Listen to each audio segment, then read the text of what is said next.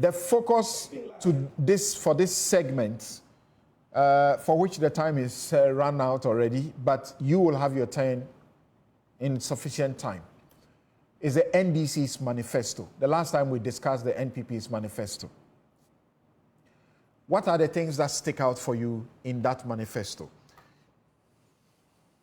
No, I think there's some good things, right, in both manifestos, particularly the NDC manifesto. That's the one that we are discussing at the moment. But let me just go back one bit. I know my good friends, Dennis and Sami, if you give them 24 hours, they will do the back and forth, and, you know, that's their job, right? But the point is that both of the parties, when you actually look at the manifestos, and you can go all the way back to 2000, 2004, 2008, 12, you will see similar elements of the proposals, right, that cuts across board. And there's nothing wrong with that, right?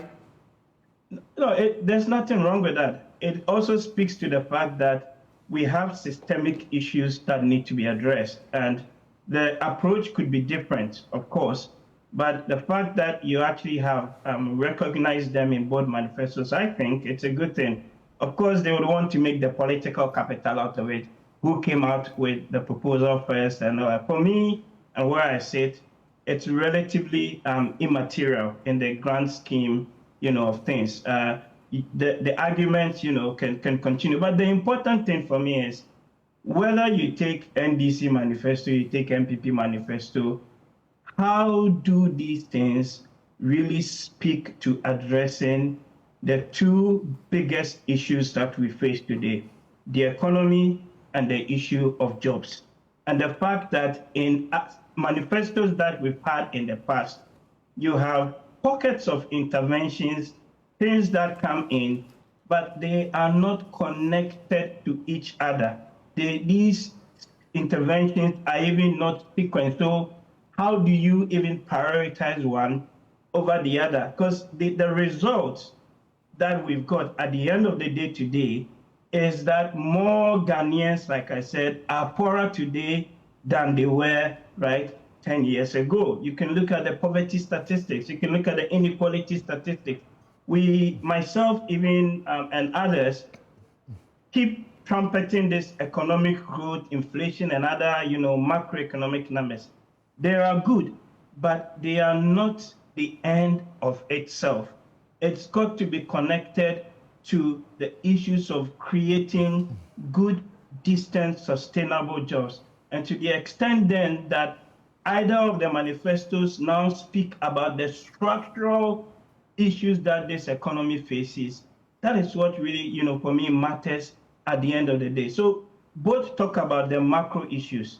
The NDC, you asked me about high-level things. They talk about the 24-hour economy proposal, and I have said earlier on other platforms that I think it's a credible proposal. There are things that need to be done to make it work in terms of the incentives that you give, how you then, you know, boost productivity within the agri, within manufacturing, and get the idle factories going, and all of those things that really need to make this happen. So it's not for me the slogan, it's actually more the substance, the how of that which would be delivered. And the important thing, having a mechanism to actually track the progress on that with how that leads into creating, you know, the jobs. Because my worry in all of this, and you see similar things in the NPP manifesto as well, they talk about industrialization and things around that and getting the economy to work, you know, consistently. The thing is that we have had different bits of these interventions all over the place. But I like to borrow what one of my colleagues, Professor Ken Opalu, he's a Kenyan political economist. He put out a piece earlier this week on Nigeria, and he actually had an interesting quote there, which I want to borrow to make a point, right? That you often can have, quote, these bold but rudderless attempts at structural transformation. So what do I mean by that? Yes, so you have bold but rudderless attempt. It is not going anywhere. there's no sense of direction. There's no sense of connecting the dots together. There's no underlying theory of change. The economic agenda is not coherent. So in one sense, you're punishing, for example, the private sector, but at the same time, you say you want to create good, right?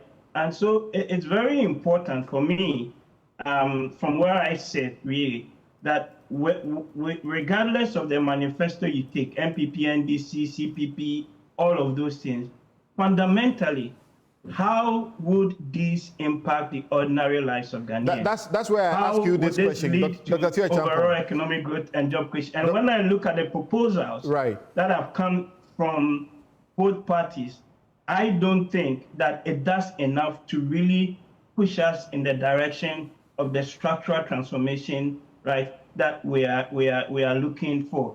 Because I don't get the sense, yes, some proposals are bold, but it is not morphed into a coherent structural transformational agenda that would help us to create jobs and reduce the poverty and inequality. After all, if that were the case, then what should have happened over the last 10 years is that inequality should have been going down, but rather it's going up. You have 3 in 10 of your population now that are much poorer now than they were 10 years ago when it was 1, right? Right, Doc. So the question I was asking. And then the other thing, quick one, just a quick one. The other thing is, and you asked both of them, right?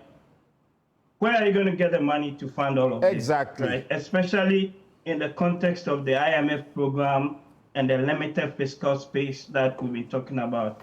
And both parties dance around this specific thing. Oh, we can, if we stop corruption, you can create some space and all of that. But we need specific, right, costed proposals on the, then rally up to see the overall fiscal impact. Let me just give a quick example of that. Take the free primary healthcare proposal that the NDC is coming up with, right? I think the World Health Organization has got a document that talks about lower middle income countries. Now, on average, you need about, what, $40, $60. So let's round it up, $50 per person per year in a lower middle income country to meet your free, right, primary healthcare needs. Now, if you use Ghana's population now, 34 million, and you work those numbers conservatively, you're talking about $1.7 billion a year, or around $7 billion over 4 years. Now, let's assume that even half of Ghanaians, right, will be able to access that. You're talking in total around $3 billion, right, over the 4 years, or a little around, let's say, $800 million, right, per year. Now, that is as much as the money you're getting from oil proceeds, right, currently, or other, investments that are coming into the economy. So clearly, you see that these manifestos would have big impact, right, on the fiscal space. And there's actually not much money lying around to do some of these things without having to actually go to the international capital markets to borrow. And we've been shut out from that market until 2027, 28, maybe, thereabouts. So those are the big things. I don't see, like I said very earlier, a coherent economic transformational agenda with clear benchmarks that are linked to specific sectoral outcomes that we can measure, that then allows us to actually say at the end of the day that this is where we were and this is kind of where we have, got into.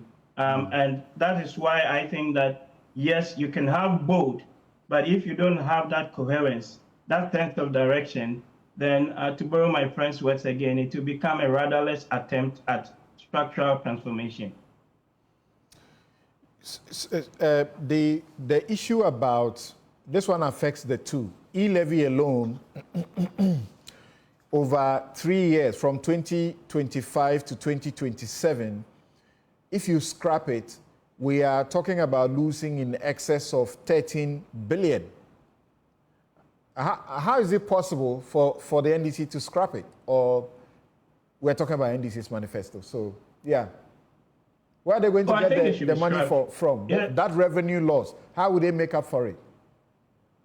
Yeah, so you have to then also look at what is the cost of the transaction to the average sort of Ghanaian. I remember very well, was it 2 years or 3 years ago when the e-levy was being proposed, and I was here on this platform, and some of us from the get-go said it was a non-starter, right? Same thing with the COVID levy, which now I think should be scrapped. So those little tax proposals, and you see it on both parties.